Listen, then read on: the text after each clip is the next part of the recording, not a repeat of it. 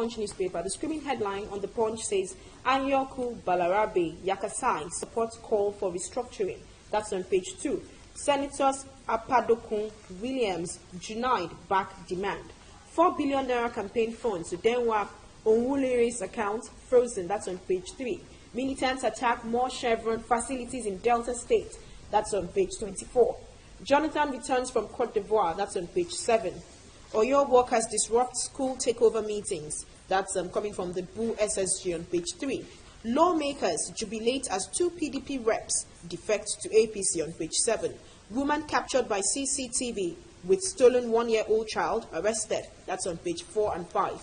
Release pro-Biafran protesters. Cops in 2 days. Niger Delta militants on page 9. Release pro-Biafran protesters. Cops in 2 days.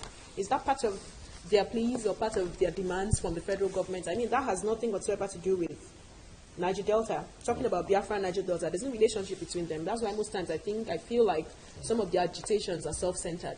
Of course. Looking at Balarabe and Ayako supporting, Yakasai, supporting restructuring, a lot of political pundits have actually begin to ask some questions. What kind of restructuring are we looking at? Because the government is just a year old, and the Buhari administration needs enough time, basically, to settle down and reposition the economy. Not talking about restructuring at this point in time. What do you think? Well, restructuring could take about 2-3 years. Are they asking for another national conference? I was going to say that restructuring totally depends on from where this elder statesmen are coming from. Because if you look at them critically, there are people who have played important roles in the country called Nigeria. So to an extent, there might be a bit of sense. There might be a little bit of sense in what they're asking for. But like you said, I think it's still too young, too fresh to be asking for restructuring just after 1 year in a particular government that's never been on the seat of power in the federal level. It's pretty too early. Yes, and of course, for a new party like the APC coming on board, they want to just prove their worth. Because if you start looking at restructuring, it will look as if you seem not to have answers to the solutions, really. But again, there's been several agitations over the years. Restructuring could be a major issue, but not at this point in time, basically. Okay, quickly now, we'll take a look at the Guardian newspaper. At last, Oguniland cleanup begins as Buhari visits Rivers. It has a rider, hope rises for healthy environment. And outraged Ohaneze seeks end to killing of Igbo. And angry workers, you can get this on page 3, angry workers disrupt education stakeholders for workshop in Oyo. And still on that page, Board of Trustees takes over PDP Secretariat from police.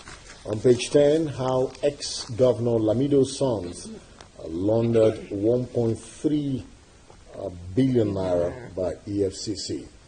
And if you look at the lower part of the paper, Niger Delta Avengers bomb oil facility in military area. The group says 50 soldiers died pursuing militants, and director of the military director headquarters reiterates resolve to crush economic terrorists. I think it's a big loss, really, for the Nigerian military.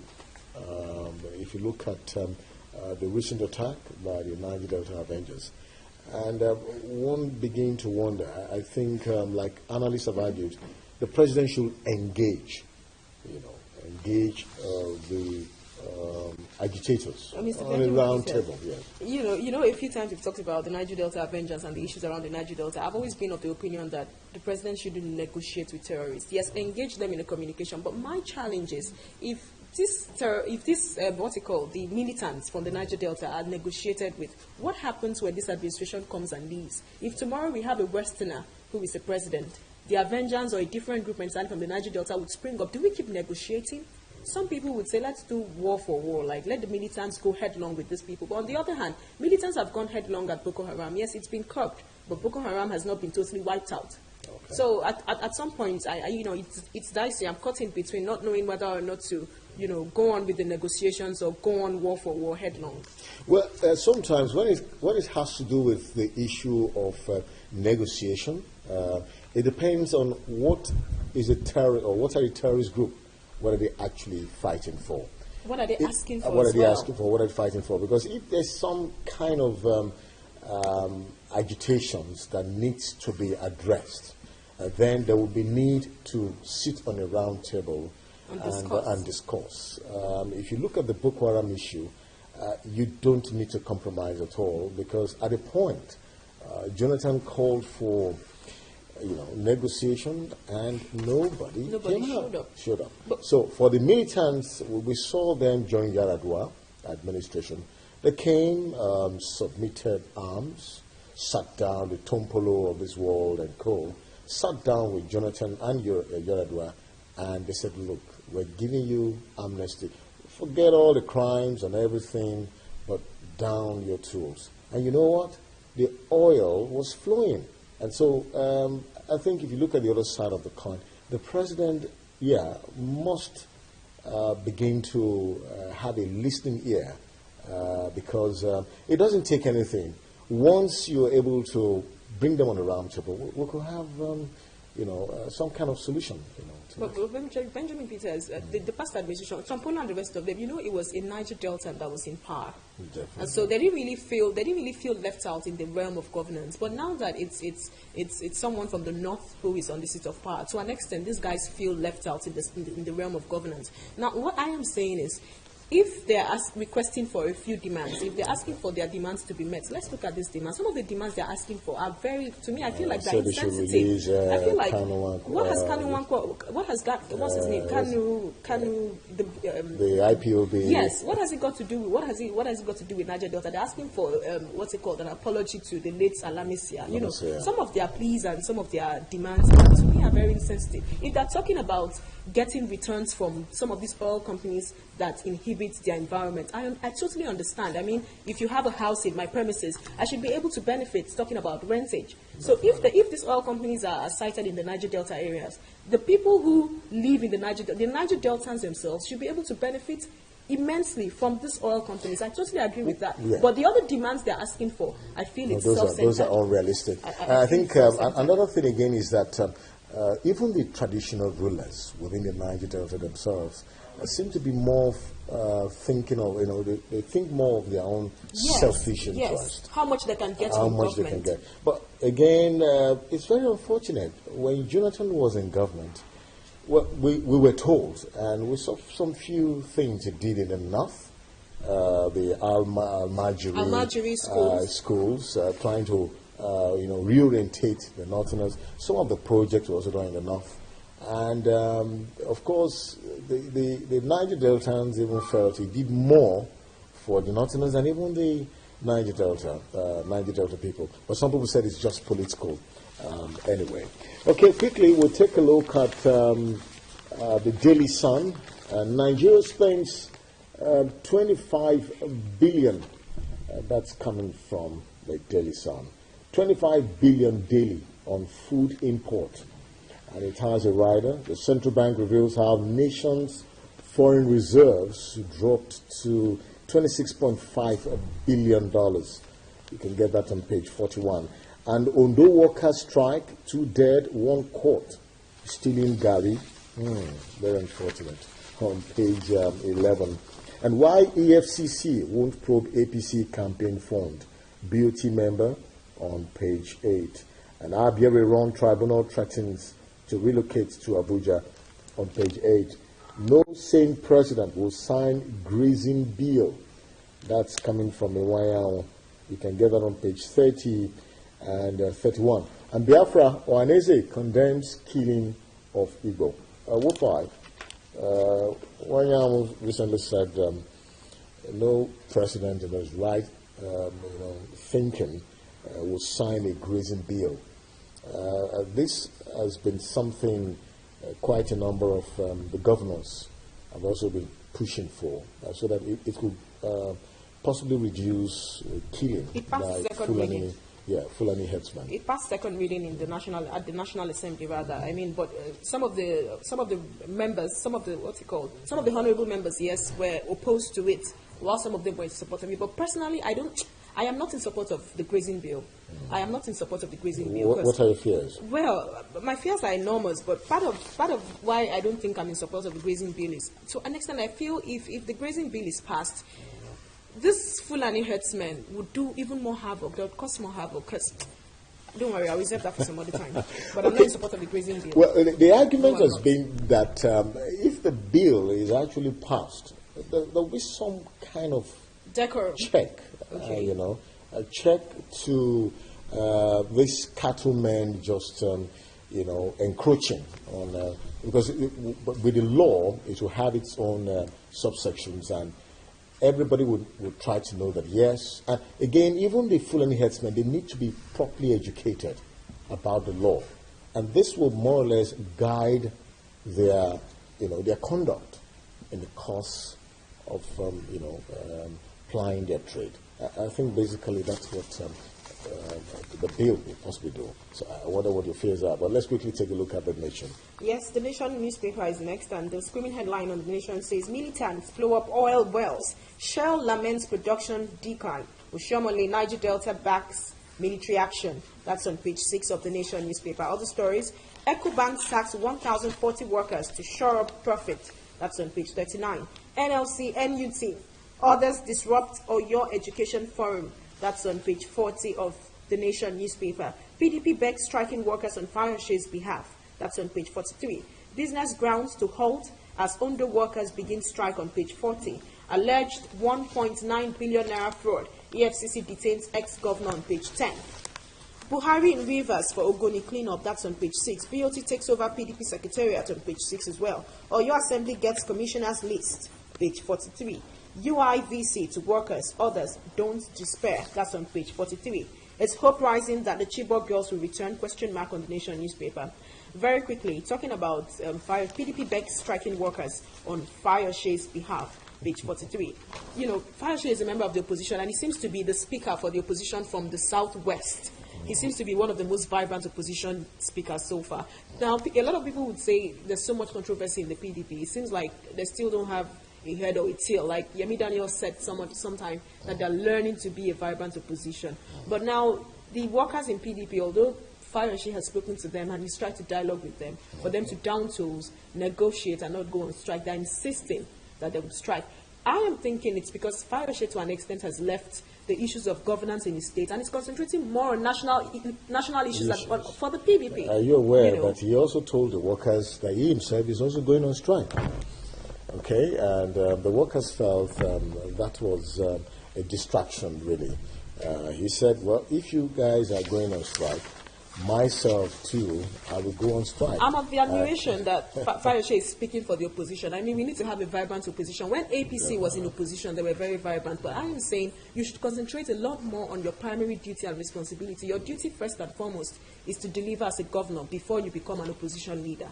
That's just my own take. Well, we just hope that he's going to concentrate on that. Quickly now, well, Jonathan is just back from Côte d'Ivoire, so possibly we know in no distant time we'll get to find out the outcome of his trip. It's a coincidence with the Niger Delta cleanup. Definitely, and the president has called him on several occasions to possibly also chip in a word or two to calm down the Niger Delta Avengers. Okay, quickly we'll take a look at the Nigerian Tribune. And PDP BOT takes over, sacks Sheriff McAfee on page 2. And again, Niger Delta Avengers blow up Chevron oil well on page 4. Lamido paid for non-existent contracts with Jigar money. This is coming from Witness on page 4. And Oyo schools, Labour disrupts stakeholders meeting on page 54. Nigeria lost $565 million to mismanagement of oil blocks. This is coming from House of Reps. An uproar in House of Reps as PDP members defected to APC. And Abuja Kaduna rail line ready for use in July, says Amechi. Okay, still looking at the Nigerian Tribune, we'll find Labour disrupts stakeholders meeting. The Oyo State government is doing a rethink to hand over some of the public schools to Abiola Ajimobi, right? to Abiola Ajimobi. missionaries and individuals, and it's being greeted with, because again the impression is that the governors are actually looking for ways to shed weight in terms of salaries. I was told there's this governor, I've forgotten now, that said he doesn't have any money to pay salaries because of the dwindling allocations from the federal level. Yes. So for me, I believe that handing over the schools to the missionaries, just like what was done here in Lagos, remember, St. Finbar's, Yeah. St. Gregory's. Maybe they do. Yeah, some of these schools, the Lagos state government handed them over, and they're doing well, so that the state can also manage. That's why the public schools in Lagos are also doing better, because they fall within the capacity, the financial management capacity of the state to handle, and you hand over the school. So you begin to wonder.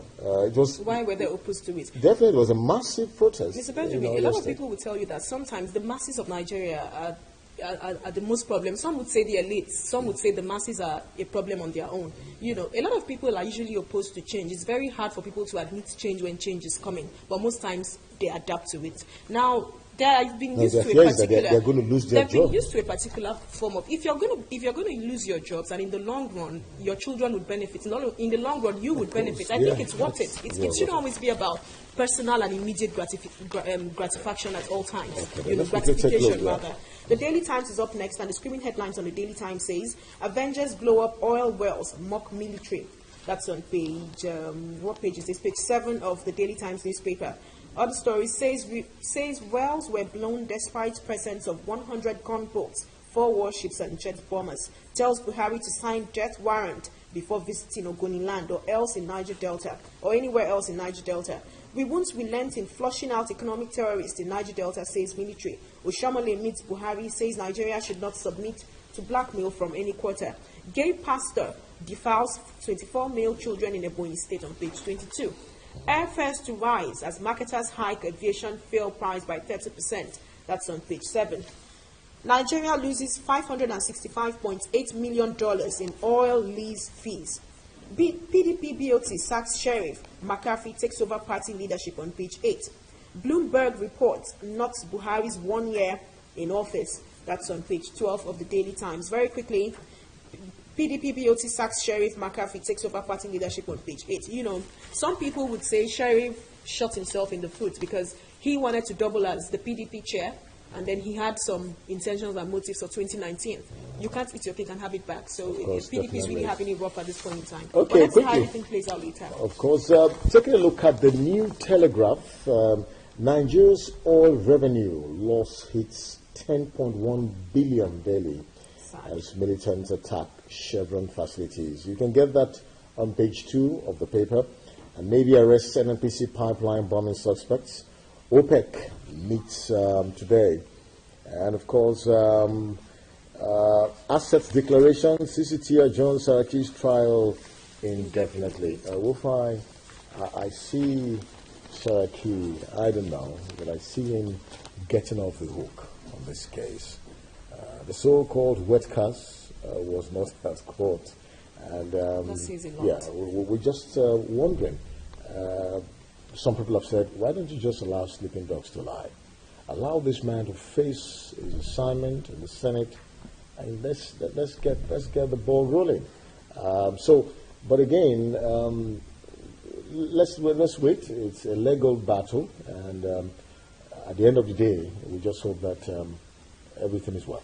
From the start of this entire prosecution, you said it, and I agreed to with that. Saraki is no small fry when it comes to the political scene in Nigeria. Of course, yeah. He understands his onion. He knows exactly what he's supposed to do, and I'm sure the federal government will not just sit down fighting or sit down on the Senate President's case or the Senate President's issue. If it's that time where maybe people could just down tools and let it go. I think they should let him concentrate on the issues of governance. That's talking about being the Senate President. 4 years, Nigerians will decide whether or not they want to keep some of these people or they want them out of government. I just feel that it could possibly be also good for the the ruling government, the APC. If he's convicted, but nobody has been convicted so far. Yeah, because the calculation, my fear is that if Saraki goes down, the House, the Senate will be divided. He's going to have a running battle because politicians are not very consistent. If Ekweremadu takes over, and that means the opposition takes over the Senate. But definitely the APC wasn't going to sit down and watch Ekweremadu take over as an opposition party. Definitely. But by law, Ekweremadu is supposed to take over. Yes, but even on few occasions when he stood in, the APC members they staged a walkout. But it's going to be, and the business of lawmaking has to be, there must be some level of peace, okay? So much rancor. At the end of the day, it's the business of lawmaking in this country will go down. But Benjamin, I'm just wondering, Bukola Saraki is not just the only one who has been allegedly charged for criminal cases, for false declaration of assets and other, other money issues. Now, there's so many other political stalwarts, even from the PDP. Let's see somebody go down. It shouldn't just be only Bukola Saraki. No, of course. So, everybody shouldn't just be particular about the Senate president. There's so many. Dasuki is still there. The issues around Femi Fani-Kayode is still on. And so many other people. Okay, Fani-Kayode is still in detention? Yes, Femi Fani-Kayode is still in the EFCC for study. He's supposed to be there for 21 days. The Daily Trust is up next, and the screaming headlines here says, Niger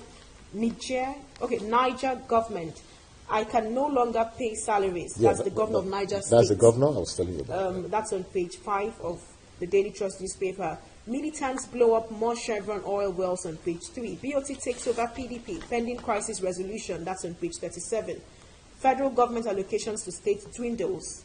Other stories from the editor's choice. Lagos approves 5,625 CSOFO in 12 months. That's on page 4. Jonathan returns to Nigeria. 2% account holders control.